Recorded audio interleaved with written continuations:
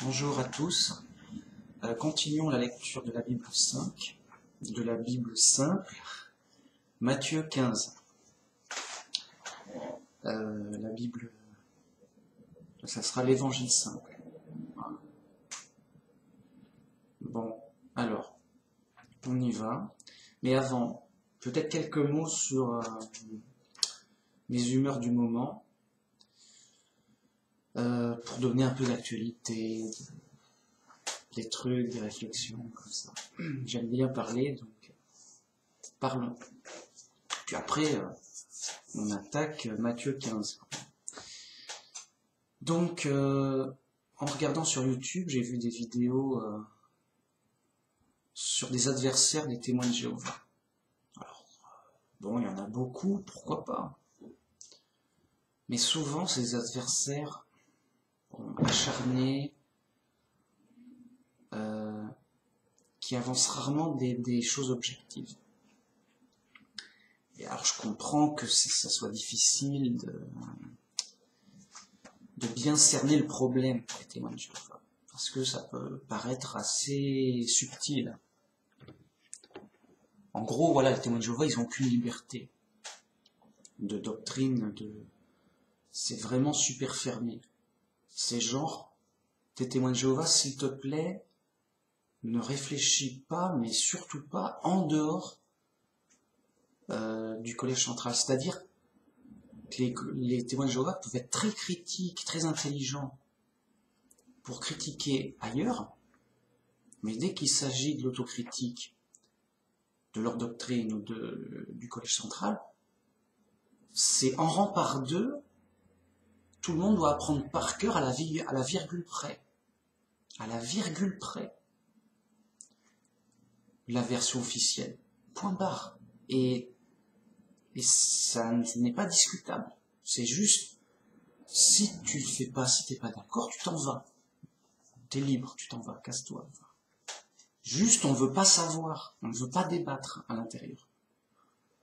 On peut débattre à l'extérieur, en termes de critique, en termes de on a raison, vous avez tort, et on aura toujours raison, et puis c'est tout. En fait, c'est figé. Alors, si c'était 100% vrai, on pourrait se dire, bon, pourquoi pas.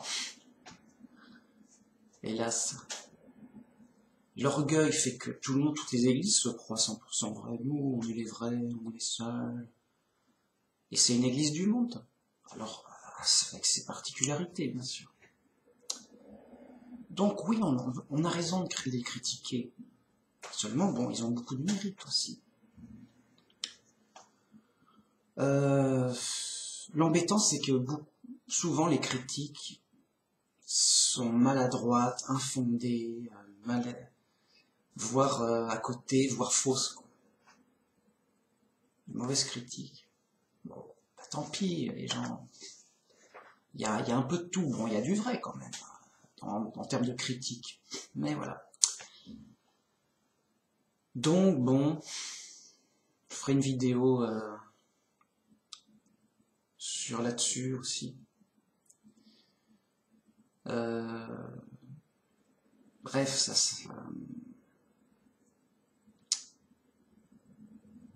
sort pas les gens de la confusion, c'est ça que je veux dire.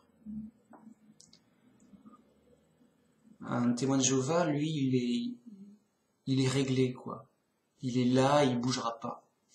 Donc, tu juges un témoin de Jéhovah, tu les as tous jugés, quoi, presque. Parce que bon, bien sûr, il y a des différences, nanana, mais c'est presque pire que l'Église catholique. Dans le sens où l'Église catholique, bam, t'as la version officielle qui a traversé les siècles, enfin qui s'est élaborée au fond sur les siècles. En gros, ils sont pas censés changer d'une virgule. Combien même ils sont complètement à l'ouest. Ben, témoin de Jéhovah, c'est pareil. C'est bam, avec une drôle d'hypocrisie. C'est ah non, nous on peut se tromper, on n'est pas infaillible. Tant mieux, allons-y. Allons-y, il y a du boulot. Mais on ne changera pas d'une virgule. On écoute, on obéit le collège central. C'est lui qui réfléchit à notre place. Et non. Et on est libre. Si on n'est pas d'accord avec le collège central, voilà, c'est l'église du collège central, vraiment. Alors on va me dire, oui, mais toutes les églises ont une doctrine officielle, c'est normal. Oui, mais eux, c'est sur tous les aspects, de manière indiscutable. C'est super tabou de débattre à l'intérieur des témoins de Jéhovah. Le gars dit, mais tu es un rebelle, tu es un hérétique, tu oses réfléchir contre le groupe sacré. Non. Bref, il n'y a pas de perfectionnement, de réflexion. Ils peuvent pas. Ils sont sur un chemin moyen, on va dire. Et ils n'ont pas le droit d'en sortir. Alors on va dire, bon, bah, au moins ils évitent le chemin trop large. Oui, mais ils n'ont qu'une chance d'aller dans le chemin étroit. Et pourtant, on leur dit juste revenez à la Bible simple. Ah ouais, mais si je reviens à la Bible simple, je vais être exclu des témoins de Jéhovah. Et donc les gens, entre le groupe et la Bible, ils ont choisi le groupe. C'est banal. C'est révoltant, mais c'est banal. Tu demandes à un chrétien quelconque, la Bible ou ton groupe? Oh, bah, écoute, mon groupe quand même, on se connaît, tout, je peux pas la... Non, le gars est prisonnier du groupe, dans tous les sens du terme. Enfin, non, pas dans le sens premier quand même, mais dans le sens figuré, dans le sens mental du terme. Il est prisonnier de son groupe. C'est l'épreuve. Tu t'es fait prisonnier, j'y peux rien. Reviens à la Bible simple, pour Dieu, pour la vérité. Et bon. Donc, ils ont leur groupe et ils sont tout contents. Ah, nous, on est tout sur la Bible, tout sur la Bible, vraiment. Bien sûr, mais comme tous les fous, comme tout le monde. C'est-à-dire en déformant avec des interprétations complètement folles, juste gratuites, c'est la fête. C'est la fête au village, avec des coups d'interprétation forcés, exagérés. Ils arrangent tout à leur sauce, comme ils veulent. Donc voilà. Il n'y a pas d'espoir. Les mecs, ils doivent eux-mêmes sortir de leur prison. Quoi. Sortez de Babylone la Grande. Alors, est-ce que les témoins de Jéhovah, c'est Babylone la Grande?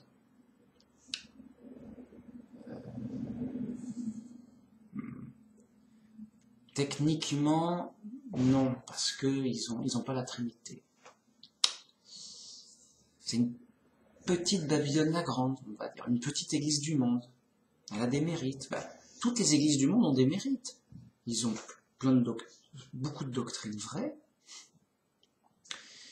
et beaucoup de bons comportements et de bons conseils.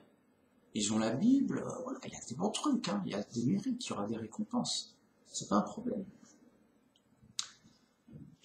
L'embêtant, c'est que très souvent, ça empêche d'aller dans le chemin étroit du salut, de revenir à la Bible simple.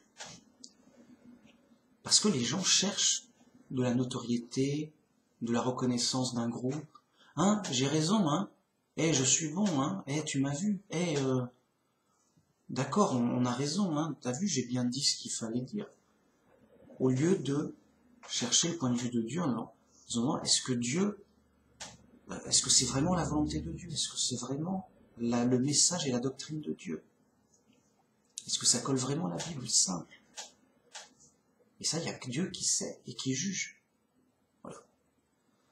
Alors c'est humain, voilà, ça fait partie de l'épreuve, c'est les difficultés, tout ça. Bon.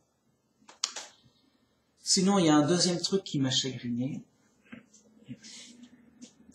C'est, on me dit, tu es sûr d'être sauvé, tu as la garantie du salut, et qu'est-ce que t'en sais? C'est qu'une croyance, tu n'en sais rien. Donc tu peux pas être sûr, tu peux pas. Alors c'est vrai que c'est qu'une croyance. La Bible, c'est qu'une croyance. Et donc on ne sait pas, et peut-être que c'est faux, bon, mais on croit vraiment que c'est vrai, et donc on croit vraiment que Dieu va nous sauver par le Christ. Et donc, que les autres croyants d'autres religions ne seront pas sauvés. Alors, ouais, bah t'as quoi ta croyance plutôt qu'une autre. Lui aussi, il a l'air sympa, il est convaincu, tout ça. D'où vient ton assurance du salut?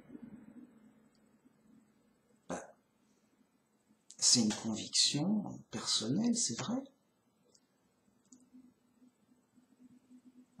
qui donc peut être sujet à l'erreur, c'est vrai, mais c'est une pleine conviction de la réalité, du sens des choses.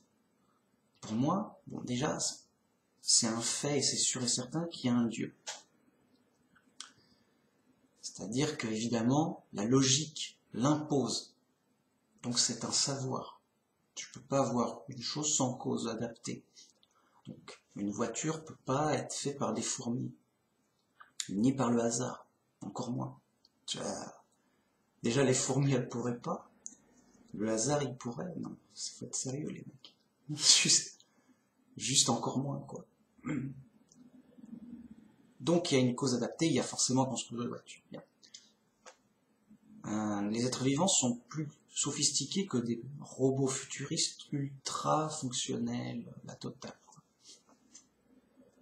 Donc, t'oublies la voiture, c'est juste un jouet pour gamin, quoi. C'est juste une brouette, ça n'a pas d'intérêt. Quoi. Donc évidemment que il n'y a pas de débat, mais c'est ou alors faut croire que ah bah oui à tous les coups le hasard a fait la voiture. Ah, ok, après on peut discuter des humains. Sinon, il n'y a pas de discussion, c'est juste fou. Donc c'est un savoir, c'est une vérité absolue. Dieu existe. C'est le créateur des êtres vivants. Point barre. Juste point barre. Juste, il n'y a pas de débat. Juste, c'est indiscutable. Alors, les fous ne le savent pas, les fous ne le comprennent pas, mais ils sont fous. C'est normal. Quand bien même il n'y en aurait qu'un seul qui le sait, c'est un savoir. Point barre. Bien. À partir de là, est-ce que ce Dieu est méchant ou gentil? Pourquoi on est là à souffrir? Qu'est-ce qui se passe? Il y a vraiment eu un problème. Et Dieu va vraiment nous aider. Il nous a vraiment envoyé un sauveur. Et ça, dans la Bible, c'est bien expliqué. Et pas ailleurs dans les autres religions. Dans les autres religions, c'est normal de souffrir, d'être là. Oui, bah Dieu a fait ça, voilà. C'est lui le responsable. Les autres religions nous amènent vers le satanisme. C'est Dieu le responsable de tout. C'est à cause de lui qu'on souffre. C'est lui qui a voulu ça. C'est comme ça, on doit se faire... ouais. Dieu, il est à moitié méchant, à moitié gentil, en gros. Alors, c'est bien de vivre, mais on souffre. On va mourir et tout. Et quelle est la religion où c'est vraiment juste autre chose? Où on dit non, Dieu est 100% gentil, tout ce qui est mauvais, c'est pas Dieu qui l'a fait, qui l'a voulu. À part les punitions de justice, évidemment. Et justement, si on est là, c'est parce qu'il y a eu une punition de justice. C'est pas la norme. Il y a eu un problème. Le problème, la Bible m'a dit, le diable a été le chef de cette rébellion pour nous inciter, pour aider cette rébellion, pour l'accentuer, voilà. Il a une responsabilité de chef, les rebelles. Mais les rebelles ont aussi leur responsabilité de suivre la rébellion, etc. Bon. Quoi qu'il en soit, tout a une raison logique. Tout est logique. Tout a une raison d'être logique. Donc, forcément, tout m'indique que le christianisme est vrai, qu'il faut avoir une pleine confiance en le Christ, qu'il est notre sauveur, et que ça met une évidence claire et nette, sans que ce soit un savoir vraiment absolu, mais on n'en est pas loin. Peut-être qu'il manque encore un truc, un raisonnement, pour que ce soit un savoir, mais il faut être très prudent là-dessus. Pour l'instant, c'est juste, pour moi en tout cas, une pleine conviction. À la limite, j'ai plus confiance en ça qu'en la police ou en mes amis. Je veux dire, même en moi-même. J'ai pas confiance en moi par rapport à avoir confiance en Dieu et en Jésus. Et je me méfie de mon opinion. Je dis, mais qu'est-ce que tu vas imaginer quelque chose de toi-même? Fais attention. T'es fou, rappelle-toi que t'es fou. Donc, ça fait de la peine parce que les mecs, ils sont sincèrement à l'ouest. Ils sont vraiment ailleurs à être tout contents de dire « Ah, tu peux pas être sûr d'être sauvé, c'est qu'une croyance, t'en sais rien. » Oui, j'en sais rien, mais ça me semble tellement évident que je vois pas ce que ça pourrait être d'autre. Et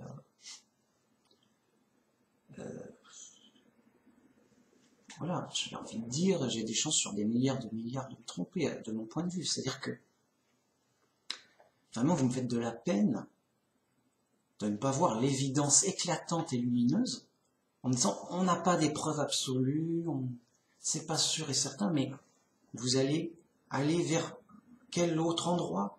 Vers quel autre endroit il y a plus de preuves? Juste, il n'y en a pas d'autres. C'est évident. Donc, vous rejetez de l'évidence, de la vraie évidence, au profit d'endroits ténébreux et moins bien. Parce que votre point de vue n'est déréglé pour ça. Et c'est normal, c'est comme ça, vous êtes fous. Donc, si quelqu'un n'est pas chrétien, mais qui croit en Dieu, c'est juste un fou qui dit, bon, Dieu, il est gentil et méchant, juste et injuste, il faut faire avec. En espérant qu'il soit de bonne humeur pour nous. C'est juste ça. C'est juste, ouais, bon, Dieu. Ok, Dieu, c'est Dieu, mais il est, voilà, selon ses humeurs. Quoi.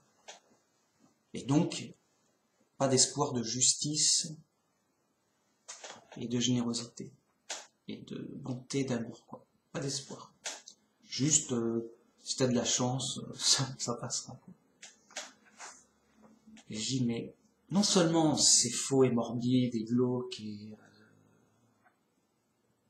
et faux de travers, c'est dégueulasse, quoi.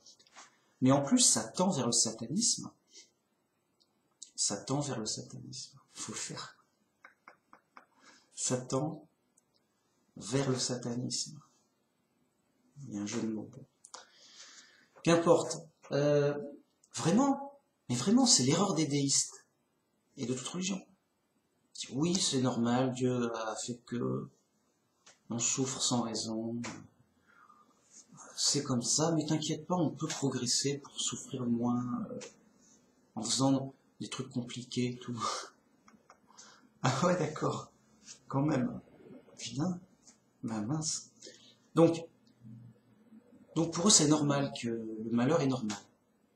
Voilà, bon, c'est normal d'avoir du malheur, mais on a un peu de bonheur aussi.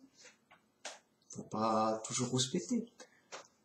Ok. Et donc Dieu a fait les choses comme ça, et c'est normal. Ok, et comment on s'en sort? Oui, alors si tu fais tout un rituel compliqué toute ta vie, comme le judaïsme ou les musulmans ou d'autres, t'auras mérité une bonne place au paradis, hein, parce que c'est dur dingue, quoi. Ouais, ça peut, pourquoi pas, oui, c'est un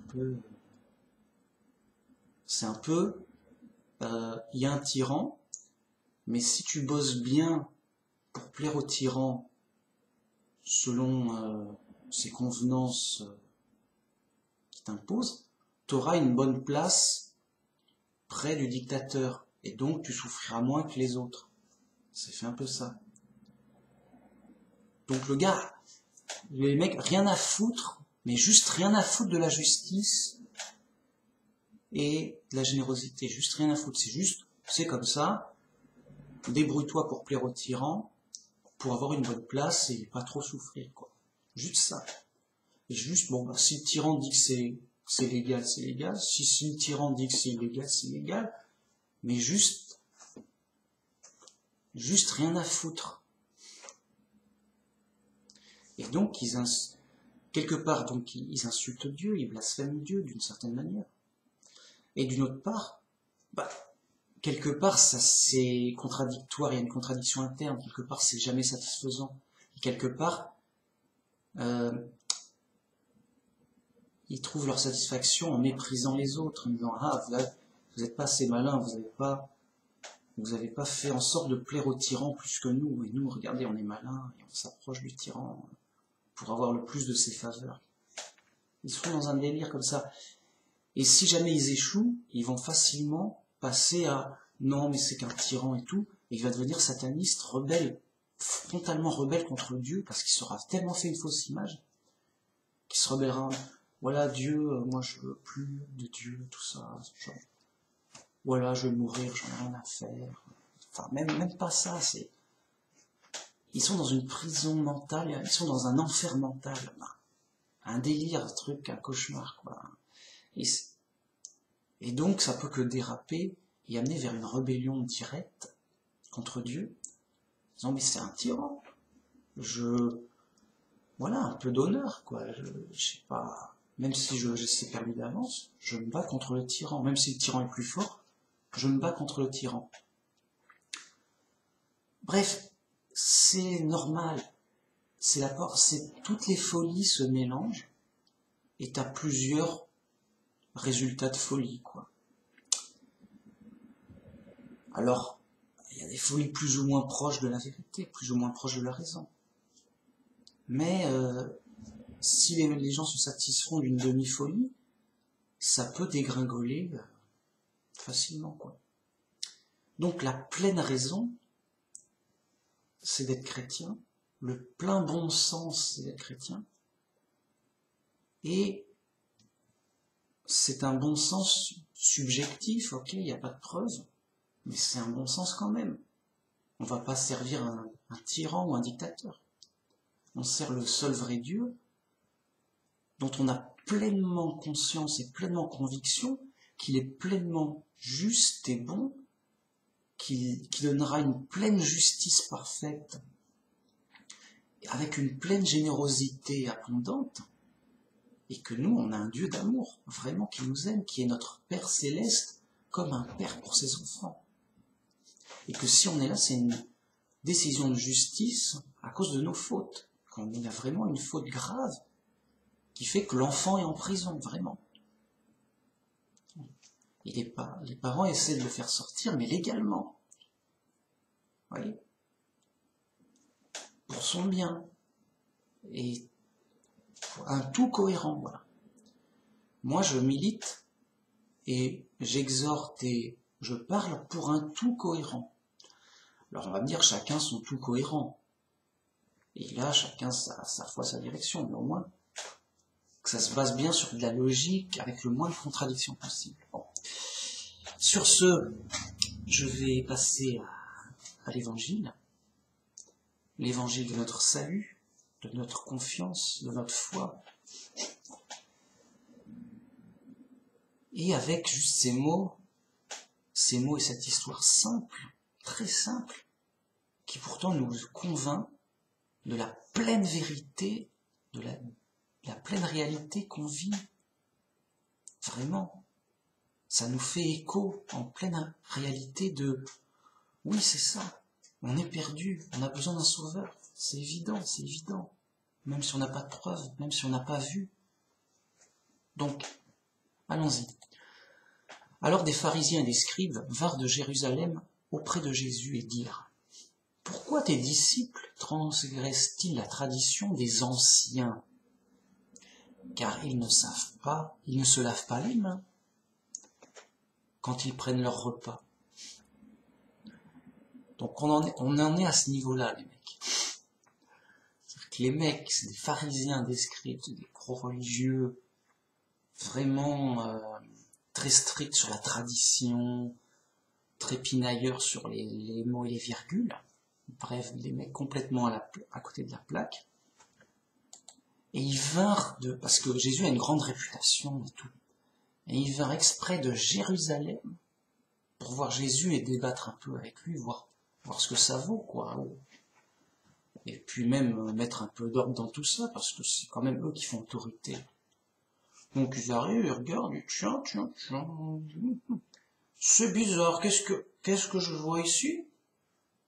Les disciples de Jésus ne se lavent pas les mains avant de leur manger? C'est un scandale. Et pourquoi est-ce qu'ils violent la loi de la tradition des anciens? Ils sont comme ça. Juste, ouais, mince, qu'est-ce qui se passe ici? J'ai envie de dire, que fait la police? Alors, d'où vient, qu'est-ce qui nous embête avec la tradition des anciens? Juste rien à foutre là. Non. Non, parce que dans l'Ancien Testament, donc il y avait bien sûr les lois données par Dieu, ok, là mais on devait obéir aux juges.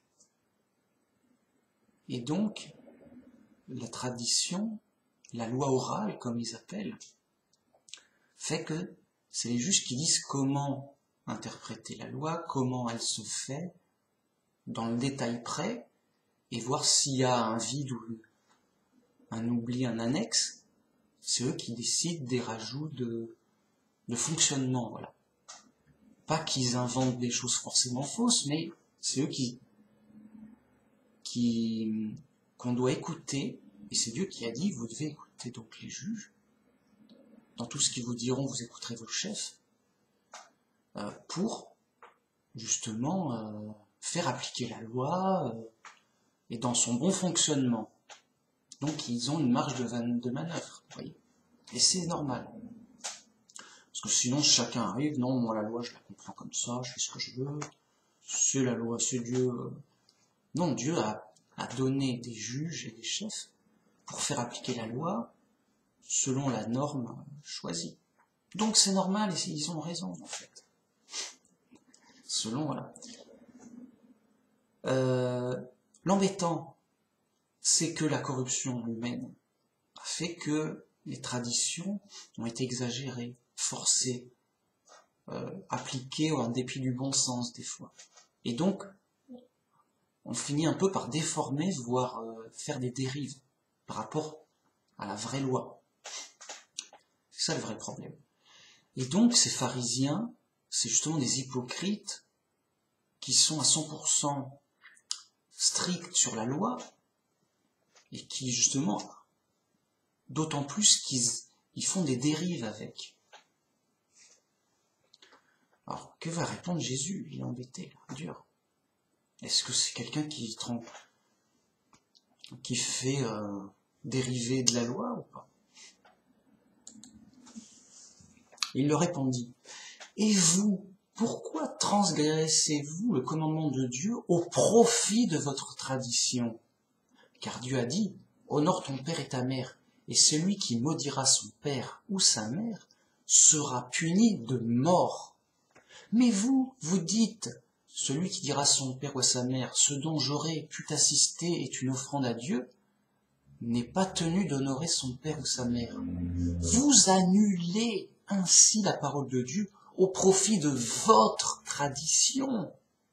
Hypocrite, Isaïe a bien prophétisé sur vous quand il a dit « Ce peuple m'honore des lèvres, mais leur cœur est éloigné de moi.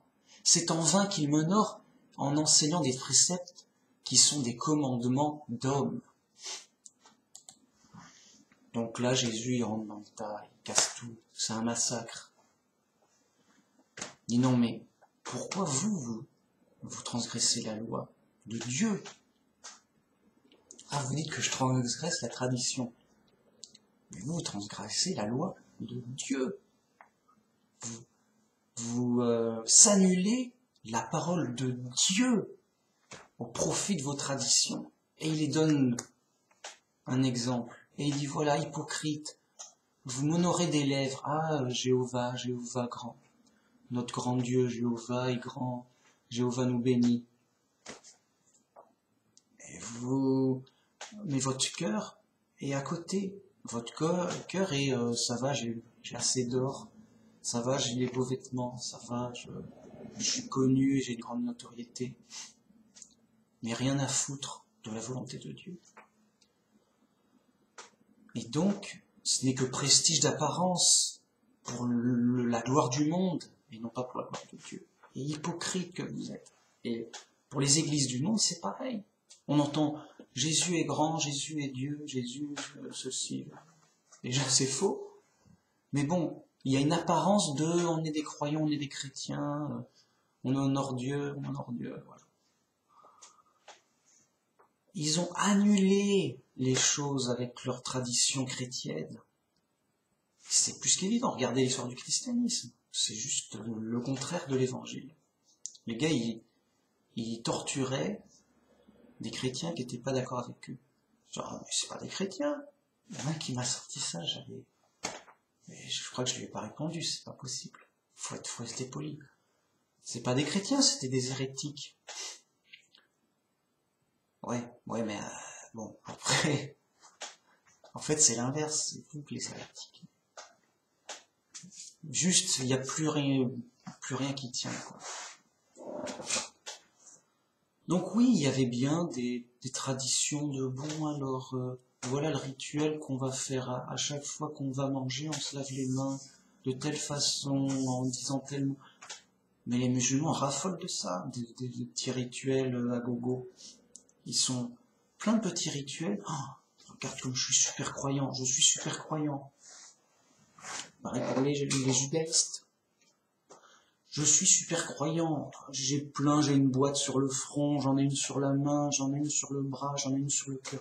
Il y a des petites boîtes partout, avec des écritures. Oh, mais arrête, t'es fou. J'ai mon costume folklorique, j'ai même des trucs, des cheveux en bigoudi qui tombent jusque par terre. Le gars, il fait plein de trucs en hébreu, oui, machin, je parle en hébreu, machin, l'autre en arabe, ils font plein de trucs, je me lave 3 fois les mains, moi 4 fois, mais arrête. Alors moi je vais me laver 5 fois les mains, enfin, ils savent plus comment se laver les mecs. Oui, oh mais juste des fous, juste, on mettrait ça dans un film d'humour, ce serait bourré que ça ferait rigoler, mais arrêtez de faire des rituels bizarres et ridicules en boucle. En vous félicitant, on a fait tout ça, qu'est-ce qu'on est propre. Genre, des trucs bizarres, des trucs pitoyables. Bon, bref, les gars sont libres. Ils veulent faire des rituels, des tourniquets, des incantations magiques. Bon, ok, c'est moche, mais ils sont libres. Okay. Et tout ça, c'est des rajouts de tradition, mais moi, si tu fais ça, ce sera mieux. Puis à force de se faire, ça fait tradition. Puis après, ça rentre dans un code traditionnel. Oui, on fait comme ça, c'est mieux. Ah, mais nous, on fait comme à l'origine. À chaque fois, tout le monde dit, ah, nous, on fait comme qu'à l'origine. Voilà, plein d'explications, machin. Et tout ça s'annule, se rajoute en termes d'entrave, d'épreuve, et ça annule la vraie loi, le vrai fond de la loi, l'esprit de la loi. Et les gars, ils sont tout à montrer des apparences d'honneur et à se féliciter et à se valoriser de rituels d'apparence. Regarde, j'ai mon habit religieux, regarde, je suis allé au pèlerinage, regarde, j'ai des photos et mon film de mon rituel, regarde la longueur de ma barbe. Ma barbe va être plus grande que la tienne. Ah, t'as une grande barbe. Mince, qu'est-ce que tu dois être croyant, toi. Des concours de fous, quoi. Bon, j'arrête, sinon on ne viendrait pas au bout de la folie, quoi. Donc il y a les armées à leur place quand même, avec colère, parce que ils dénoncent des dérives graves, quoi. Ayant appelé la foule, il lui dit, écoutez et comprenez. Ce n'est pas ce qui entre dans la bouche qui souille l'homme, mais ce qui sort de la bouche, c'est ce qui souille l'homme. Alors ses disciples s'approchèrent et lui dirent, sais-tu que les pharisiens ont été scandalisés des paroles qu'ils ont entendues? Il répondit, toute plante que n'a pas planté mon Père céleste sera déracinée. Laissez-les. Ce sont des aveugles qui conduisent des aveugles. Si un aveugle conduit un aveugle, ils tomberont tous deux dans une fosse. Donc là, chaque fois, Jésus donne des exemples super parlants, super vrais, simples, super simples. Un enfant, il voit, il a déjà compris les paroles. Et c'est vrai. Si ça vient pas de Dieu, ça ne vaut rien, ce sera voué à la destruction. Donc il rajoute des traditions, et des trucs, et du plus, et du tralala, et des apparences qui seront détruites, c'est pas demandé par Dieu. Et donc, oui, mais quand même, ils sont scandalisés, ils nous rejettent et tout, c'est des religieux qui nous rejettent, on va être mal vus, machin. Laissez-les. Ce sont des aveugles qui conduisent d'autres aveugles. Donc, que nous importe leur jugement? Et ceux qui les suivent, c'est de même des aveugles qui suivent des aveugles, c'est-à-dire des aveugles qui ne voient pas son jugement. Ils disent, bon, on voit pas, on va suivre ces gens-là. Peut-être qu'eux, ils voient, mais non, mais c'est des aveugles. Donc, que nous importe le jugement et l'appréciation d'un aveugle? Nous, on veut savoir, on veut lis-nous le texte. Donc, on va pas demander à un aveugle de nous lire le texte. Et si l'aveugle dit, moi je vais vous lire le texte, je dis, attends, on n'a rien à faire de ta lecture. T'es aveugle, tu peux pas lire le texte. Si, je peux... Non, on veut juste pas t'entendre. Juste, tu peux pas. Tu peux pas. T'es aveugle. Arrête. On va demander à quelqu'un qui voit, d'autorité qui voit, de nous lire le texte. Il voit, il va lire. Et voilà. Donc, laissez-les, c'est des aveugles, et quand un aveugle conduit un autre aveugle, forcément, ils vont tous les deux tomber dans la fosse, l'aveugle en premier qui guide les autres, et les autres qui le suivent, s'ils persistent à le suivre.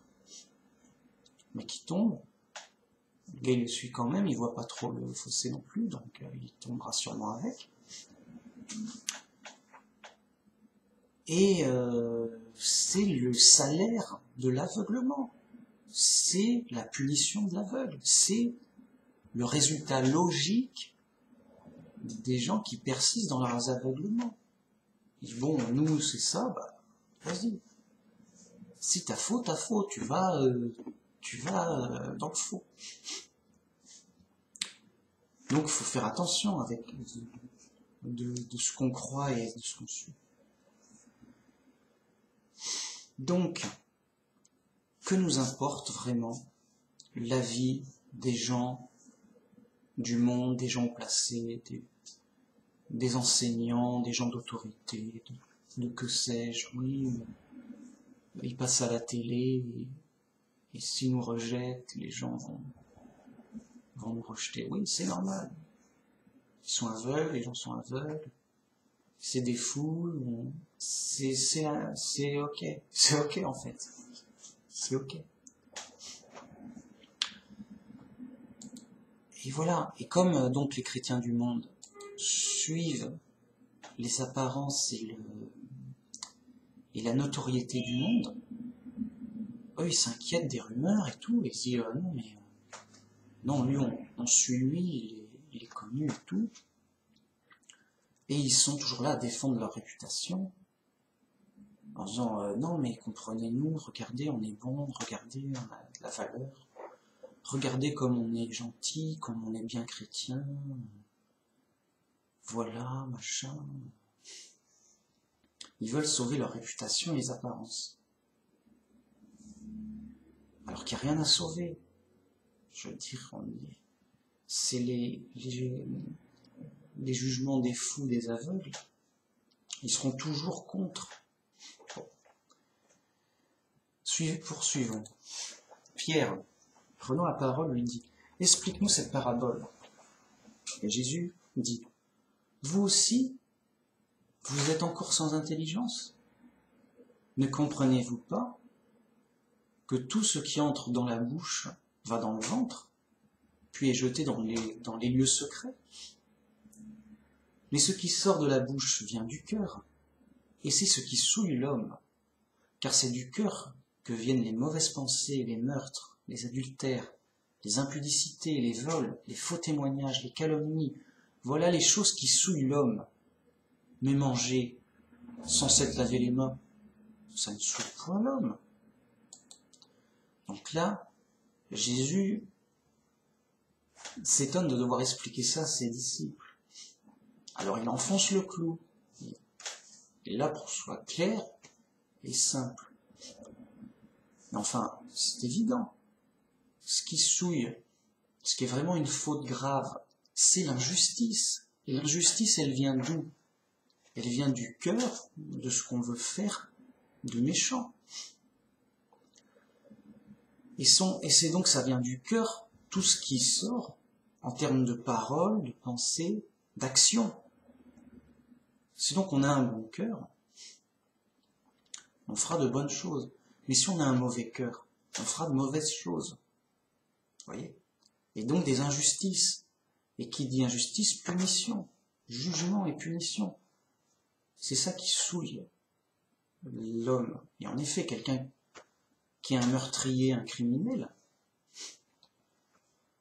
il est vraiment répugnant, vraiment horrible, à cause de ce qu'il a fait. Alors que le gars, il s'est pas lavé les mains, bon, c'est pas l'idéal pour l'hygiène, forcément. Ok, mais le gars, il reste honnête, quoi. Il reste propre dans son honnêteté, même s'il est sale en apparence. Vous voyez. Et là, comme c'est des gens, des vagabonds, des trucs, c'est ok, on n'est pas au château, là. On est chez les vagabonds, dehors avec la foule et tout, on n'est pas là pour faire un stage d'hygiène et de naturopathie ou de thérapie ou de médecine. Non, c'est vraiment un enseignement religieux pour le grand salut, la grande bonne nouvelle du Messie qui est là. Et donc, pour aller au royaume de Dieu, il faut être propre de toute faute morale, de toute injustice et de méchanceté. Et voilà. Et donc, c'est ça l'essentiel. Et ça scandalise les traditionalistes, on va dire. Parce que je dis, ah mais non, mais on ne doit pas manger de porc, par exemple. On ne doit pas manger d'animaux impurs. On ne doit pas, on doit se laver les mains avant de manger, tout ça. Ils sont tous dans leur rituel, dans leur... Alors ça a plus ou moins d'importance, puisque c'est vrai, c'est dans la loi, au moins pour certaines choses. Mais l'essentiel de la loi, c'est pas de se laver les mains, c'est vraiment d'être juste aux yeux de Dieu. Et donc l'injustice, ou la justice, c'est ça l'essentiel. Jésus, étant parti de là, se retira dans le territoire de Tyr et de Sidon.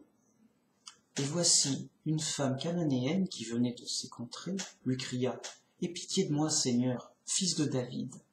Ma fille est cruellement tourmentée par le démon. » Ils lui répondirent pas un mot, et ses disciples s'approchèrent. Il ne lui répondit pas un mot, et ses disciples s'approchèrent et lui dirent avec insistance « Renvoie-la, car elle crie derrière nous. » Il répondit « Je n'ai été envoyé qu'aux brebis perdues de la maison d'Israël. » Donc là, Jésus voit une femme vraiment qui demande de l'aide, mais Jésus, il en a un peu marre de faire des miracles sur miracles et de guérir tout le monde à gogo. Il n'est pas que là pour ça, il est surtout là pour la bonne nouvelle. Et la bonne nouvelle, c'est pour Israël, pour ceux qui connaissent le vrai Dieu, de la vraie religion d'Israël, pour qu'ils reconnaissent vraiment le vrai Messie et qu'ils aient vraiment la vraie bonne nouvelle qui sauve vraiment. Car ces gens, ils sont appelés, oh, il paraît qu'il y a des miracles, on va voir. Oh oui, il y a des miracles. Profitons-en, hein. Un homme saint, un grand homme saint fait des miracles grâce à Dieu, alors à son Dieu. Pourquoi pas qu'il nous guérisse? Et puis repartons chez nous.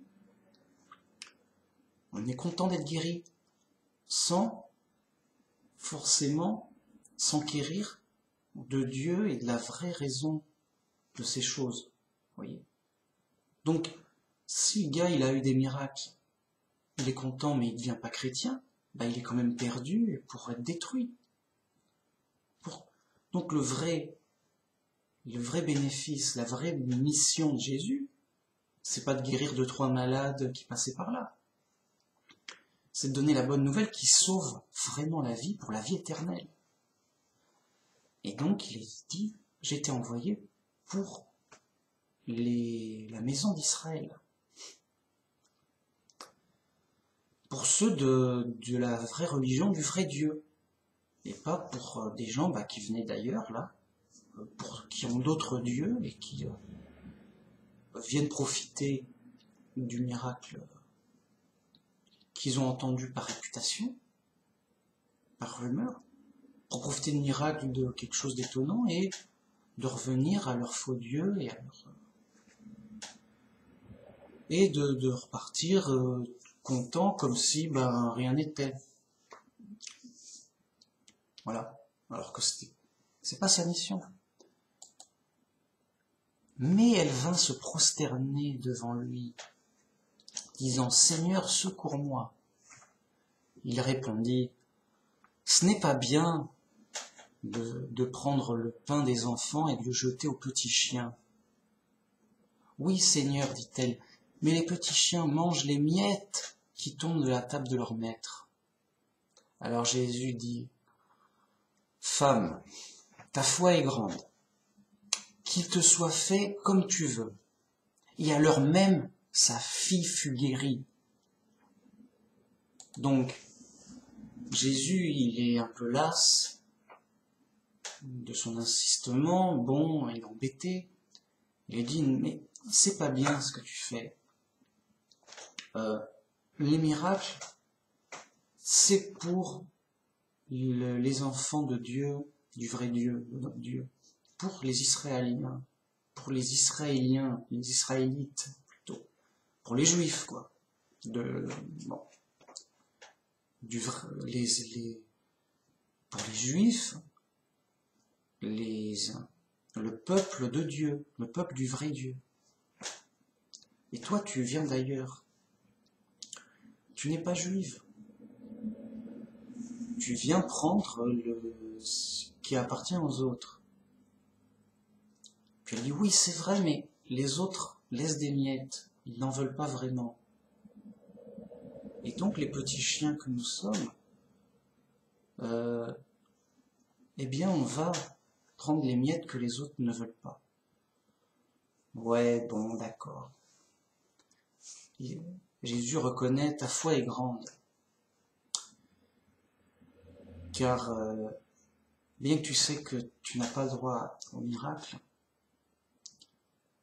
tu as quand même une grande foi sur la générosité du vrai Dieu, et donc en forçant sa générosité, par ta foi, tu as une grande foi sur sa générosité, on ne peut pas te la refuser, et c'est pour ça que j'ai dit que cela soit fait comme tu veux, par un débordement de générosité du vrai Dieu. Vraiment, voilà, que ça serve d'exemple pour montrer que Dieu est généreux au-delà de ce qu'il devrait, car des gens à qui c'est la générosité, en fait, la générosité qu'il donne, elle n'est pas volée à ceux à qui elle est due pour l'être donnée aux autres. C'est que les autres ont laissé des miettes, l'ont un peu rejeté. Donc ces miettes rejetées, c'est un peu une offense envers le vrai Dieu, et donc ces miettes sont données aux autres. Ah ben vous voulez pas de miracle, bon bah je vais en donner aux autres. Parce que il y a eu les pharisiens et les scribes qui ont rejeté Jésus. Donc voilà, il y a une cohérence et une explication cohérente. Et ça a donné ce résultat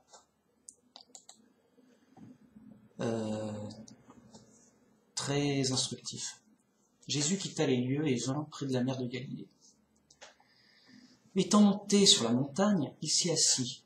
Alors s'approcha de lui une grande foule, ayant avec elle des boiteux, des aveugles, des muets, des estropiés et beaucoup d'autres malades.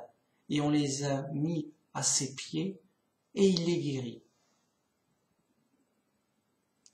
En sorte que la foule était dans l'admiration de voir que les muets parlaient, que les estropiés étaient guéris, que les boiteux marchaient, que les aveugles voyaient. Et elle glorifiait le Dieu d'Israël. Jésus, ayant appelé ses disciples, dit « Je suis ému de compassion pour cette foule, car voilà 3 jours qu'ils sont près de moi et ils n'ont rien à manger. Je ne veux pas les renvoyer à jeun, de peur que leur force ne manque en chemin. » Les disciples lui dirent « Comment me procurer dans ces lieux déserts assez de pain pour rassasier une si grande foule ?» Jésus leur demanda « Combien avez-vous de pain ? 7, répondirent-ils, et quelques petits poissons. Et il fit asseoir la foule par terre, prit les 7 pains et les poissons, et après avoir rendu grâce, il les rompit, et les donna à ses disciples, qui les distribuèrent à la foule. Tous mangèrent et furent rassasiés, et l'on emporta 7 corbeilles pleines des morceaux qui restaient. Ceux qui avaient mangé étaient 4000 hommes, sans les enfants et les femmes. Ensuite, il en renvoya la foule, monta dans les barques et se rendit dans la contrée de Magadan.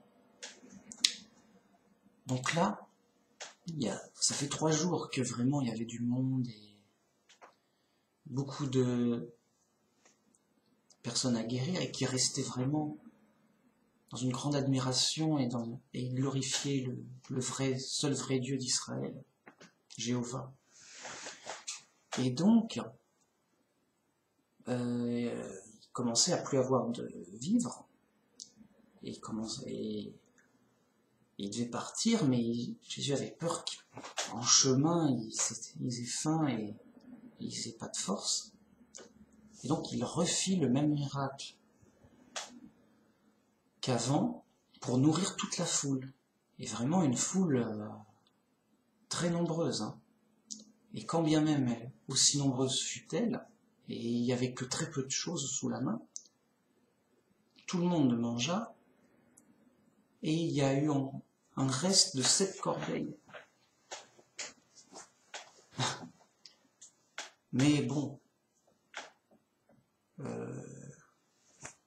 c'est le même miracle, à peu près, que la dernière fois avec une autre foule.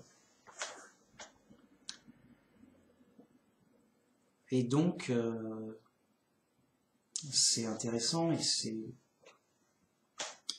comment dire, et c'est réjouissant, voilà, ça que je veux dire. Parce que vraiment, Dieu vient, enfin, Jésus est venu pour sa mission, pour la bonne nouvelle, dire que le Messie est là, le Sauveur est là. Et pour cette mission, il fait des miracles afin justement de montrer que c'est vrai, d'attirer les foules. Et donc, ça montre que c'est pas des paroles de tout un chacun ou c'est pas des paroles gratuites, c'est pas des paroles en l'air. Et vraiment, ça a attiré du monde. Et comme Jésus veut pas imposer la foi, il fait ça que aux petits et aux humbles. Il fait pas ça. Il aurait pu faire venir vers des autorités et le roi et autres, et faire miracle sur miracle, pour dire, bon, oh, c'est qui le patron ici? Et le gars dit, bon, bah, j'ai beau être le roi, je veux dire, le gars il fait des miracles pas possibles. J'ai même envie de le tuer. Et si je le tue, il va faire un miracle. Il ne peut rien faire. Hein. C'est presque par la force que je suis obligé de me prosterner et de le reconnaître. Et après d'imposer son point de vue aux foules. Oui. Et donc, ça aurait été un peu comme l'enseigne à Lens, quelque chose de pyramidal, c'est-à-dire d'imposer par l'autorité et la force une croyance, une chose. Et la foi, quelque part. Mais non, parce qu'avant, on était sous la loi. Et la loi venait de l'autorité. Et l'autorité a été guidée par Dieu, de manière forte avec des miracles. Mais maintenant, Dieu a inversé les choses, afin de bien montrer, maintenant que le terrain est préparé, qu'on sait bien qu'il y a un vrai Dieu, voilà, ça vient pas de nulle part, c'était de la préparation. Il a inversé les choses pour être guidé par la foi. Parce qu'avant, d'où les scribes et les pharisiens traditionnistes, tout passait par l'autorité et la corruption du pouvoir. Mais là, maintenant on est guidé par la foi. Et pour être guidé par la foi, il faut une pleine liberté et ne pas que ce soit imposé par la force, une force qui fait que, ah mince, je suis obligé. Donc, Jésus, il ne fait que guérir des malades et des pauvres, et en rien, il vient pour envoyer des boules de feu, pour détruire ses ennemis, pour imposer qu'on l'admire. Tiens, par exemple, les scribes et les pharisiens qui le contestaient, il aurait pu dire, agenouillez-vous devant votre roi, sinon, je vous envoie un miracle pour vous punir, par exemple vous rendre malade, ou vous faire que vous soyez vraiment aveugle, ça vous donnera une bonne leçon, ou voilà, un truc pour imposer. Non, laissez-les partir, c'est des aveugles. Voilà, il veut rien leur imposer par la force. Pareil pour ces pauvres. Il ne fait qu'un acte de générosité. Et pour illustrer que c'est vrai, mais par les pauvres, et auxquels justement les puissants seront obligés, s'ils veulent vraiment suivre Jésus, de s'en tenir au témoignage des pauvres et des humbles. Et donc de s'humilier, de se dire oui, et donc d'aller au-delà des apparences, et de se dire ok, mais le message c'est quoi? Voilà, de plus s'intéresser au message que c'est qui le plus fort. Donc il y a deux façons de suivre quelque chose. C'est qui le plus fort? C'est qui a autorité? C'est qui le chef? Ou qu'est-ce qu'il a dit dans le message? C'est qui a raison? Qu'est-ce qui est vrai? Qu'est-ce qui est faux? Qu'est-ce qui m'évoque? Qu'est-ce que ça dit? Et est-ce que ça m'inspire? Est-ce que je trouve que c'est vrai? Est-ce que j'y crois ou pas? Vous voyez? Et donc, comme Dieu veut nous guider par la foi, eh bien, il utilise ce moyen où Jésus est d'abord envoyé de manière humble pour perdre, pour être vaincu par le monde, mais il donne son message avec force et autorité. Il se fait tuer. Vraiment. Et tout le monde dit, voyez, c'était faux, le gars il se fait tuer. C'est pas sérieux. C'est pas un prophète de Dieu, c'est pas le roi d'Israël, c'est pas le Messie promis. Il blasphème. Quoi, on l'a tué, il a été tué, c'est pas sérieux. Mais après, il était ressuscité. Et chacun, donc, est guidé pas du tout par les yeux, mais par la foi. Et donc, donc les gens sont obligés de croire, les humbles, qu'il a été ressuscité. Quoi, il a été ressuscité? Non. On l'a vu, il a été tué. Oui, mais après, il a été ressuscité. Et puis quoi encore? C'est facile à dire. Donc on n'y croit pas. Et donc tous ceux qui veulent rejeter le peuvent très facilement. On leur force pas la main. Mais non, vous êtes des idiots. Les gens intelligents, ils sont les chefs de l'église, les chefs de la synagogue, les chefs religieux du judaïsme. Les intelligents, ils font que ça, qu'étudier la Bible, ils connaissent Dieu. Puis les gens intelligents, c'est les conseillers du roi, c'est le roi et les conseillers. Le roi est toujours intelligent. C'est bizarre, mais... bien que des fois c'est bizarre, mais le roi est toujours intelligent. Bon, c'est comme ça. Donc, les gens qui veulent rejeter Dieu et Jésus, c'est super facile pour eux. Oui, bah quoi, on n'a rien vu. Qu'est-ce que c'est que tous ces racontars? Des gens, des va-nu-pieds, qui nous racontent des légendes populaires, des esprits débiles qui ont trop parlé. Non, les gens sérieux. Voilà, pour quelque chose doit être cru, ça doit venir de l'officiel, d'en haut, de gens sérieux, des médias, des journalistes de l'époque ou de maintenant. À la télé, on n'a rien dit. Donc, si c'était vrai, on l'aurait dit. Et ben là, c'est pareil. Les scribes, on n'en a pas parlé. Les chefs religieux, rien entendu. Il n'y a pas d'annonce officielle. Qu'est-ce que vous nous racontez? Voilà. Donc, qui marche par la vue, qui marche en écoutant l'autorité du monde, les apparences du monde, qui est le plus fort, qui a l'autorité, qui est le chef, que mon oreille l'écoute pour la gloire et la fortune, pour être bien vu, pour être ami du tyran, ami du dictateur, proche des gens de pouvoir et d'argent et de richesse, pour profiter de la gloire du monde.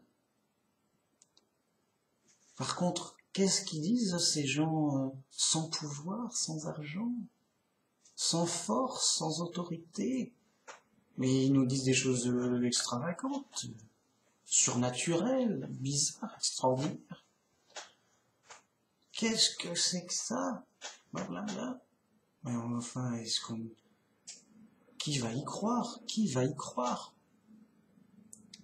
Mais alors, le gars, il sait pas. Il va demander aux gens puissants, vous y croyez, vous? Non, non, faut être sérieux. Les gens sérieux, intelligents, c'est nous. Non, on n'y croit pas. D'ailleurs, c'est nous qui l'avons tué. On l'a tué, on te dit. C'est sûr et certain, il y avait des soldats, il y avait des scribes, les gens ont noté, il est mort, c'est ok. C'est officiel, il est mort. D'accord, mais ils disent qu'il a été ressuscité, oui, puis quoi. Et c'est facile à dire. Prouve-le-nous et on est... Il n'y a pas de preuve. Tu es obligé de croire s'il n'y a pas de preuve. Voilà. Ah, non, c'est dur et tout. Et les gens sont là, comme ça, perdus et mortels dans le monde. Je sais pas. Je sais pas où sont les preuves. Je sais pas. Quelqu'un sait? Tu sais, toi? Je sais pas. Quelqu'un a des preuves? T'as des preuves? Et il reste perdu et mortel. Et Dieu nous a envoyé son Fils en sacrifice pour nous sauver. Donc c'est quelque chose de super important qui a un très grand prix. Dieu a sacrifié son Fils unique. C'était pas une partie de plaisir. C'était dur. C'est lui qui a fourni la rançon. C'est lui qui a payé de sa poche. Alors on va dire oui, bah, c'est pas grave. Il a de l'argent, il sait plus quoi en faire. Il n'a pas payé d'argent. Il a payé par la vie de son Fils unique, qu'il aime, et qui a souffert. Et ça coûte combien, ça? Ah oui, ça coûte. Ça a coûté à Dieu. Vous voyez? Ça lui a fait de la peine de sacrifier son Fils. Vraiment. Ça lui a coûté. Donc si quelqu'un ose rejeter son aide, vous étonnez pas de la punition sévère. Vous n'êtes pas que, enfin moi je suis sympa et tout, pourquoi Dieu il ne sauve pas? Il n'est pas généreux. Mais tu as refusé sa générosité qui lui a coûté. Donc débrouille-toi, tu veux. Tu veux pas le sauveur? Bah, débrouille-toi sans le sauveur. On va voir comment tu vas faire. Pas de sauveur, pas de sauvetage. Le sauveur, ça lui a coûté aussi bien à Jésus qu'à Jéhovah son Père. Le Père était triste. Jésus, il a reçu des coups et il a souffert, il est mort, dans la douleur. Dur. Alors qu'il ne méritait pas. Il a fait ça pour prendre nos fautes, pour satisfaire la justice. Donc, si tu veux pas de tous ces efforts pour te sauver, bah, débrouille-toi tout seul, mec. Et on verra comment tu feras dans le lac de feu pour avoir la vie éternelle. C'est juste n'importe quoi. C'est juste tu vas mourir, tu vas être détruit. Quand bien même tu serais même pas dans le lac de feu, tu serais juste dans une planète verdoyante, déjà tu peinerais à survivre. Quand bien même tu serais dans un village où il y a plein de facilités et on peut vivre normalement, bah quand même tu mourrais de vieillesse. Donc il n'y a juste aucune solution, absolument aucune, d'échapper à la destruction sans l'aide de Dieu. Voilà, c'est réglé. Donc voilà.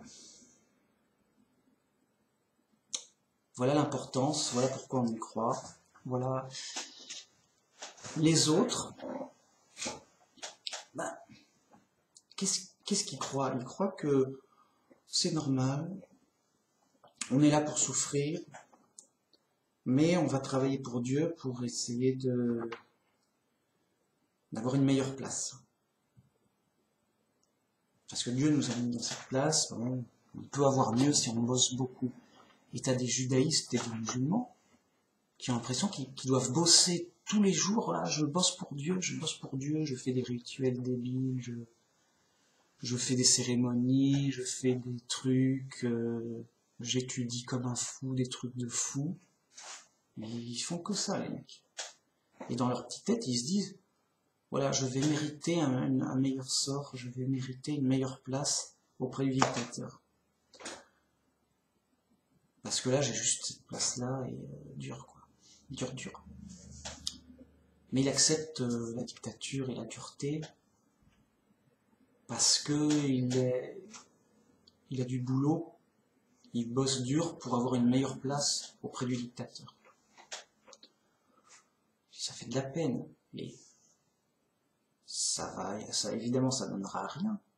Mais en plus, ça va être une porte ouverte au satanisme. Car quand le mec il échouera, ou après l'échec, après le jugement, le mec dit quoi? J'ai bossé toute ma vie, prière sur prière, j'arrêtais pas, on n'a pas un comme moi sur terre. Oui, mais t'as refusé le sauveur. Mais je savais pas, j'avais pas de preuves et tout, nananère. Non, t'as pas le droit, Dieu. Ils vont contester le jugement de Dieu. T'as pas le droit de me détruire. C'est toi le méchant. C'est toi le tyran. Maintenant, j'en ai marre. Je suis fâché, je veux être sataniste. Je veux servir le diable. Il a eu raison de se rebeller contre toi. Tu es le méchant. Ils vont se rebeller comme des fous. Qui sont déjà. Parce qu'ils n'auront pas eu ce qu'ils espéraient avoir dans leur folie. Et ils ont fait beaucoup d'efforts dans la folie.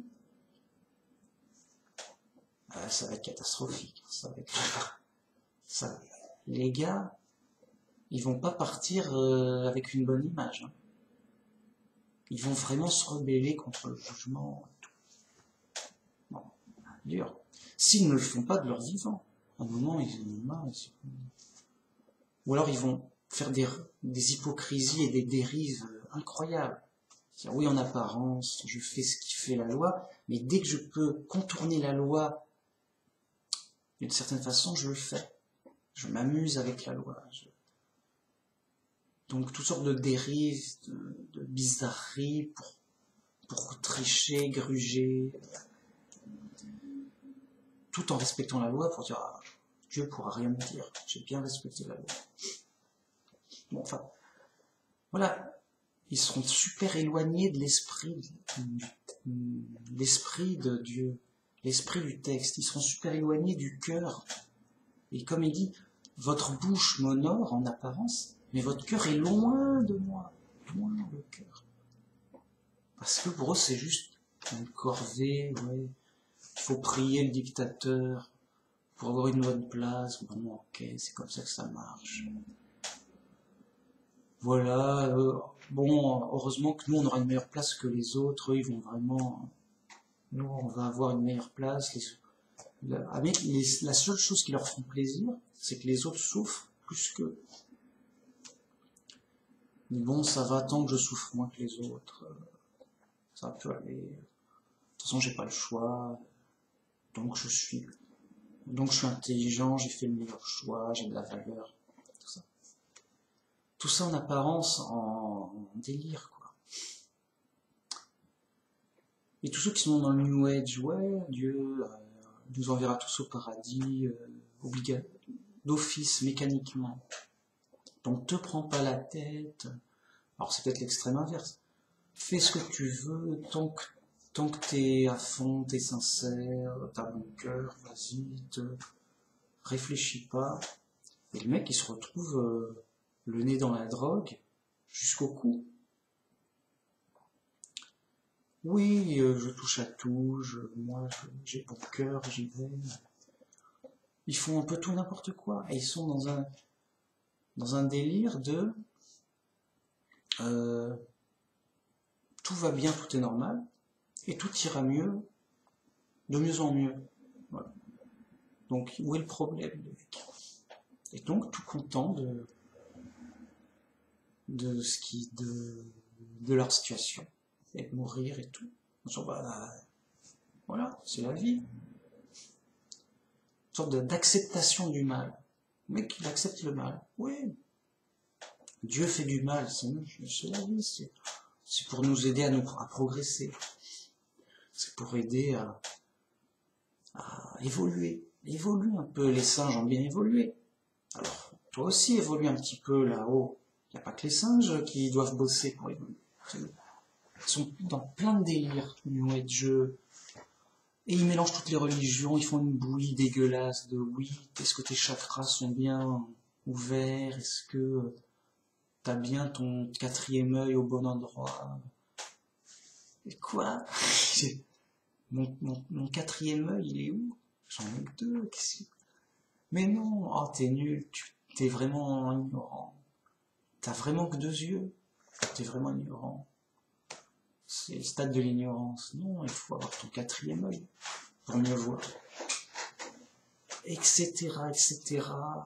En boucle. Non. En fait, les gens se nourrissent de folie. Il faut bien le savoir. Ils se nourrissent de folie, en disant, celle-là, elle est bonne. Et ça me valorise. Et, oh, moi, je vais manger de la bonne, quand même. Et toi, non. Quoi? Tu n'as pas une vue, tu vois pas l'invisible? Bah alors, vraiment, t'es à plaindre. Moi, je vois ce qui est invisible. C'est la base. Et ils bouffent de la folie tous les jours, et ils en veulent d'autant plus, ils disent, je me sens un peu paf. Je prendrais bien, il me faudrait quelque chose de nouveau, j'en ai marre de cette bouillie de religion orientale, je vais peut-être manger un peu mexicain, ouais. Donnez-moi un peu du mexicain. Ah ouais, c'est plus épicé, c'est plus élevé. Ils prennent de la folie mexicaine, ah ouais, tout. Et comme quelqu'un qui essaye un peu tous les restaurants. Ah, je viens manger chinois, viens manger italien, viens manger nananer. Et c'est bon, les gars, ils passent leur vie à bouffer. Et ils bouffent toutes sortes de délires. Juste honteux, juste plus c'est gros, plus ça passe. Ah, ça c'est énorme. Ah ouais, fallait le trouver. Et en veux-tu, en voilà. Mais juste, voilà, des drogués de la tête, les mecs, qui se droguent avec du faux. Et usage de faux. Parce que regarde, moi je fais de la magie blanche, mec. De temps en temps, je fais un peu de magie noire, mais parce que je suis pas de bonne humeur, tout, nananer. Bref, les gars sont fous, ils cultivent leur folie, ils se nourrissent de folie, en boucle, tout le temps, et ils prennent un peu de christianisme. Mais pour eux, c'est juste donne-moi du riz. Ça ira mieux avec ma pizza. C'est tout, c'est pour mélanger, pour avoir un peu de un touche à tout. Et bien sûr, un christianisme ne sera pas compris, puisque s'il est compris, il ne pourrait être qu'exclusif et ça. Donc c'est un christianisme déformé, mal compris, juste le nom, quoi. Et les apparences, évidemment. Faut être sérieux. Donc il y a tout degré de folie, tout est trop n'importe quoi, alors que, regardez, on vient de lire, on vient l'évangile simple, c'est simple à pleurer. C'est juste simple à pleurer. C'est juste, c'est trop simple, tu peux pas te tromper. C'est juste, oui. Bah. Ah, ok. Et pourquoi ils sont à l'ouest les autres? Ils savent pas être. Parce que voilà, ils sont guidés dans la folie, ils vont vers le monde, vers les apparences. Le chrétien, il cherche le chemin étroit, et donc, au plus près de la Bible, au plus près du modèle du Christ et de ses enseignements, et là, ça devient étroit. Et là, ça devient resserré, et il n'y a pas 36 choix.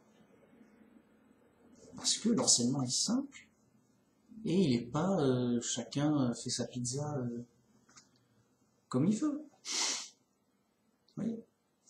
Bam. Et donc, pourquoi être croyant si c'est pour être sataniste? Admettons que ce soit vrai. Le gars est sataniste, c'est vrai. On n'a pas de chance, mec. Dieu existe, mais il est pas très gentil. Il est à moitié gentil, à moitié méchant. À moitié juste, à moitié injuste. Et voilà, et c'est pour ça que les choses sont comme ça, et c'est lui qui a tout fait comme ça, et c'est le vrai responsable des choses, et voilà. Et si tu veux ton sort s'améliore, ne compte que sur tes forces. Et essaie d'avoir des mérites pour gagner ton paradis. Alors tu vas en baver, mais tu auras une meilleure place auprès du tyran. Oh mince, c'est pas de chance. Et en fait, ce serait juste une continuité du cauchemar actuel. C'est la situation actuelle est normale. Si tu veux être riche et avoir de la gloire dans le monde, tu bosses pour avoir du succès et être bien vu des puissants et du roi et des riches. Et après ta mort, c'est pareil. Tu bosses pour avoir du succès et de la gloire auprès de Dieu qui, écoute, c'est pas gratuit ici. Tu vas me faire combien tu fais de prières par jour, je sais pas, il va me demander de la monnaie, quoi. En termes de prière, de dévotion, d'apparence, est-ce que tu as au moins construit une église? Non, tu vaux, voilà, donne-moi combien tu vaux, quoi. Et lui, il dit, mince, bon. Et donc, heureux, les riches et ceux qui ont gagné la gloire du monde.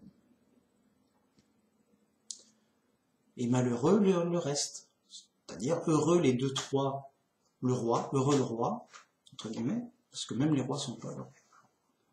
Ah ouais, on va admettre qu'en apparence il est heureux le roi. Heureux le roi, parce que c'est le roi, il a heureux ses ministres, parce que c'est le ministre. Heureux les seigneurs et les riches, parce qu'ils sont seigneurs et riches. Et puis les paysans, le peuple, la foule, le reste, quoi. Et bosser pour être moins malheureuse. Voilà, enfin, bonne chance. Parce qu'il peut y avoir qu'un seul roi. Il va pas y avoir des millions de ministres. Voilà. Et il n'y a pas 36 riches non plus. Ou 36 seigneurs. Donc, une sélection pyramidale qui fait que heureux celui qui est en haut de la pyramide et malheureux ceux qui sont en bas. Et donc il reporte cet enfer actuel, enfin ce malheur actuel, en haut, au ciel. Alors que c'est pas ça. Ils prennent le modèle du monde comme vérité et modèle de Dieu. Le monde, c'est le fonctionnement du royaume de Dieu. Le roi, c'est comme le Dieu et le fonctionnement de Dieu. Donc voilà, on est en gros dans un schéma de le monde est normal. Tu es juste dans la strate la plus basse du paradis, bosse pour monter et devenir peut-être riche, puissant, ou si tu as beaucoup de succès, ministre de la République. Ah, et tu vas, ça rapporte. Mais voilà, faux bonheur, fausse apparence, illusion du monde, gloire éphémère, trompeuse du monde, drogue et usage de drogue, faux et usage de faux, malheur et folie. Et vous voyez même que ça va s'opposer, plus on va vers le sens du monde, moins on va vers Dieu. Et actuellement c'est plus qu'évident. Donc, plus les gens voudront la gloire du monde, plus ils diront non mais Dieu, tout ça, j'ai pas le temps, j'ai du boulot, c'est pas comme ça que je vais avoir mon chiffre d'affaires. Voilà. Et les mecs qui sont vraiment sur Dieu, sur Jésus, bah ils sont pas prêts de gagner les jeux du monde. Je veux dire, ils sont très loin, à l'opposé, et ils vont au sens inverse de la gloire du monde. Donc voilà. Et donc ces gens qui sont pas chrétiens ou qui ne comprennent pas le christianisme, ils cherchent la gloire du monde. Donc, on ne peut pas servir de maître. S'ils ont tout l'esprit affairé au monde, les affaires du monde, oui machin, combien je gagne, mes pertes, combien ça coûte, ils ont beaucoup l'esprit dans les affaires du monde, qui est connu, qui n'est pas connu, qui est le chef, qui n'est pas le chef, nananer, qu'est-ce qui s'est passé aux infos, machin. Ben, il ne peut pas être tout le temps dans les affaires de Dieu. C'est vrai que Jésus disait, rendez à César ce qui appartient à César, et rendez à Dieu ce qui appartient à Dieu. Et donc, le vrai chrétien, il doit se diriger pour ne pas s'occuper des affaires du monde, s'occuper des affaires de Dieu. Et c'est Dieu, Dieu, vérité, vérité, je suis l'exemple du Christ, je vais dans un chemin d'humilité et de faiblesse, je vais dans un chemin étroit et difficile, je vais vraiment à l'inverse du sens du monde. Et c'est l'évidence même, c'est juste répéter la Bible de dire ça, c'est vraiment pas compliqué, quoi. C'est vraiment tellement évident, c'est vraiment... voilà, et je me répète souvent, mais je suis un répéteur de simplicité, quoi. J'aime bien répéter la simplicité dans tous les sens. Donc à la fin, c'est plus que simple, c'est plus qu'évident, ça se discute pas. Arrêtez de discuter, ça se discute pas. C'est tellement tel quel que... Bon. Alors, que penser des faux chrétiens? Pour en rajouter une dernière couche, puis après il faut arrêter quand même. Ils construisent... Non mais il y en a qui construisent des églises de luxe. T'arrives, tu te dis, on est au paradis, qu'est-ce qui se passe? C'est grand, c'est majestueux, c'est beau, c'est... T'es tout de suite dans un autre monde. Je suis content, oui. Oh, Mickey, oh. Des églises de luxe, des cathédrales de luxe, des... Ok. Et qu'est-ce que vous faites là? Qu'est-ce qui se passe? Qu'est-ce que vous faites, les mecs? Mais arrêtez. Ah non, nous on est des bons chrétiens, on fait ça pour la gloire de Dieu. Ce sera le palais de Dieu. Je dis, mais on n'est pas au paradis ici. Qu'est-ce que vous faites? Vous êtes fous. Revenez à l'humilité et à la simplicité de la Bible. Est-ce que Jésus avait une auberge de luxe? Il dit voilà, c'est pour la gloire de Dieu, il faut avoir... Non, c'est un vagabond, il prenait ce qu'on lui donnait à manger. Non, c'est juste n'importe quoi. Des églises de luxe. Déjà, quand vous voyez une église de luxe, juste, ok, c'est la gloire du monde, c'est joli, c'est tape à l'œil, c'est valorisant, hein. C'est l'église du monde, point barre. Je veux même pas savoir ce qu'ils disent à l'intérieur. Juste, bing bing, vous faites l'inverse de la Bible. Déjà, d'entrée de jeu. Je veux pas y rentrer. Mais viens, vas-y, il y a sauna, tout, c'est bien équipé, il y a la clim, il y a de la sono, tout. Non mais allô les mecs. Par contre, si vous êtes dans un local quelconque, banal, humble, sans déco, vraiment rien, juste sans rien, quoi. Juste il y a un mec qui parle avec la Bible dans la main, quoi. Bon, ok, on veut peut-être écouter, rentrer, voir si c'est gratuit au moins. Si c'est pas gratuit, c'est déjà vous rentrez pas. Je veux dire, c'est pas biblique.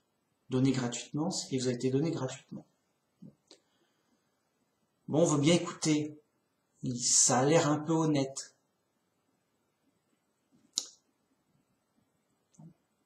Après, on est dur, on est exigeant, on va voir si c'est biblique ou pas, c'est pas gagné. Mais il y a une apparence d'honnêteté, c'est humble, c'est simple, ça mange pas de pain, c'est banal, c'est vraiment... voilà, ça fait, c'est pas bruyant, on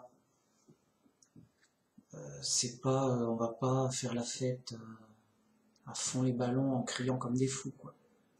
Ça se veut humble, discret, simple, voilà, simple. Ok, si on a le temps, on va voir si on va jeter un coup d'œil et on va écouter un petit peu si c'est honnête, voir ce que ça vaut. On va un peu peser, voir si c'est pas trop faux. Parce que prudence. Mais ok, au moins ça colle. Voyons si ça colle jusqu'au bout. Prudent, toujours à fond. Le gars, on ne sait pas à qui on a affaire, quoi. Mais voilà. Donc la gloire du monde, je dis mais non, mais les gars, vous voulez vraiment, rejeter Dieu? Qu'est-ce qui se passe? Il y a des concours pour faire l'inverse de l'évangile? Juste l'inverse de l'évangile.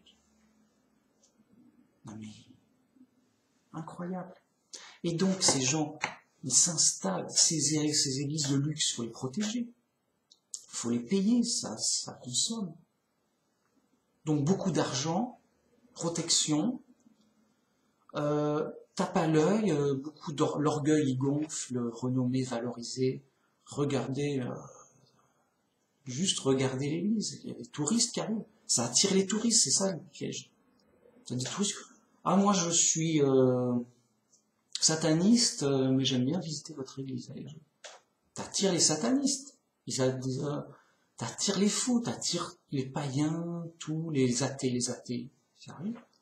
Ah, votre église, elle est jolie. Et les gens qui se félicitent d'attirer les athées. Ah, bah ça leur permettra d'avoir une chance d'approcher Dieu. Par l'argent, par le brillant. Ils se leurrent complètement, ils attirent les touristes. Non, mais nous, on vient juste pour admirer le monument. Ça tape à l'œil, c'est joli. Et puis là, il y a un bel orchestre, ça donne, quoi.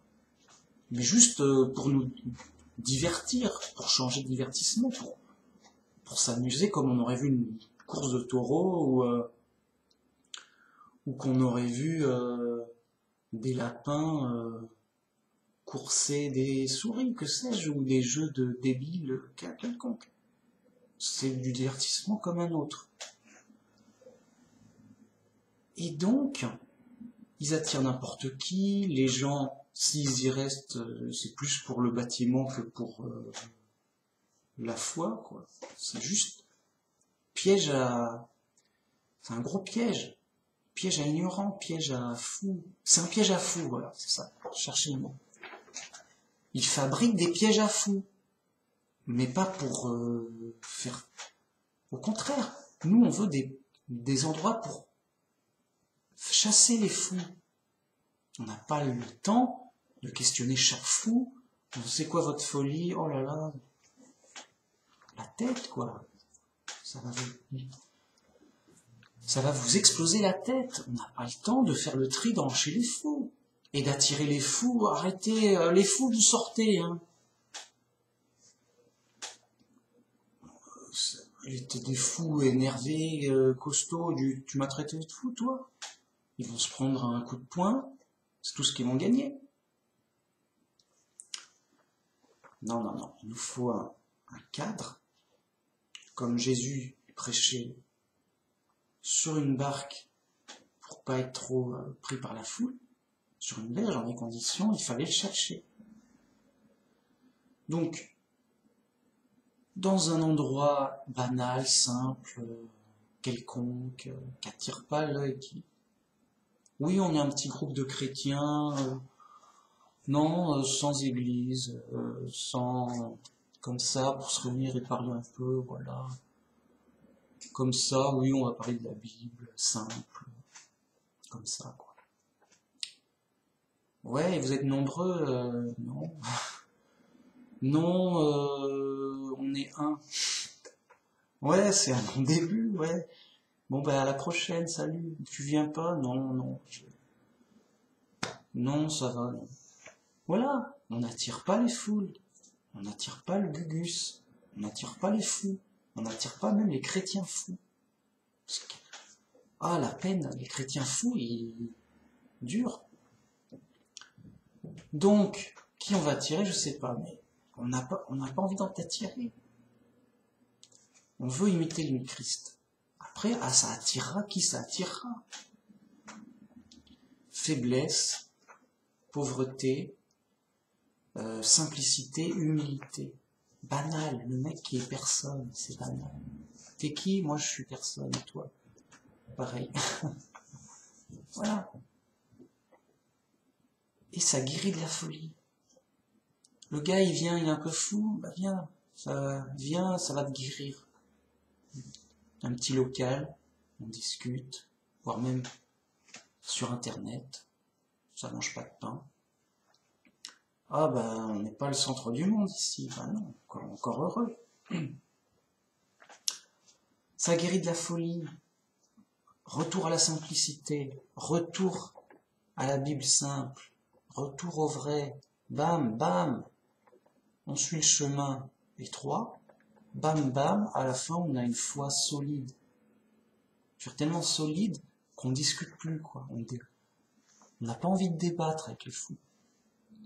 On perd son temps, on sait le débat il n'a pas d'intérêt. On sait qu'on sortira une preuve, un verset, ça fera ni chaud ni froid aux fous. Et ils répondront vraiment n'importe quoi, de la folie pure. Alors, au début c'est plus fort que nous, mais après on est soigné. J'ai soigné des débats, quoi, les débats, je veux dire. Les débats, je veux dire, on a entendu, c'est un peu, un débat, c'est une sorte de consultation médicale pour les fous. Tu reçois un fou, tu dis, bon alors, est-ce que 1 plus 1 est égal à 2? Ah non, prouve-le-moi. Et le gars dit, ok, vous êtes vraiment fou, c'est vrai. Oh non, c'est toi qui es fou, on n'est pas d'accord. D'accord, bah écoute, tu crois que je suis fou, moi je crois que t'es fou. Bon. Au moins on est d'accord là-dessus. Point barre, c'est vraiment grave, quoi. T'as pas envie de passer ta vie à faire le tri avec les fous. Est-ce que oui, qui sont les moins fous, machin. Voilà, donc la routine de l'évangile simple, des doctrines simples, des preuves simples, des versets simples, bam bam. Vous êtes sur la bonne chaîne. Et donc, à la prochaine, pour une prochaine vidéo, pour la suite, puisque moi ça va, tant que ça roule, ça roule. Merci beaucoup, au revoir.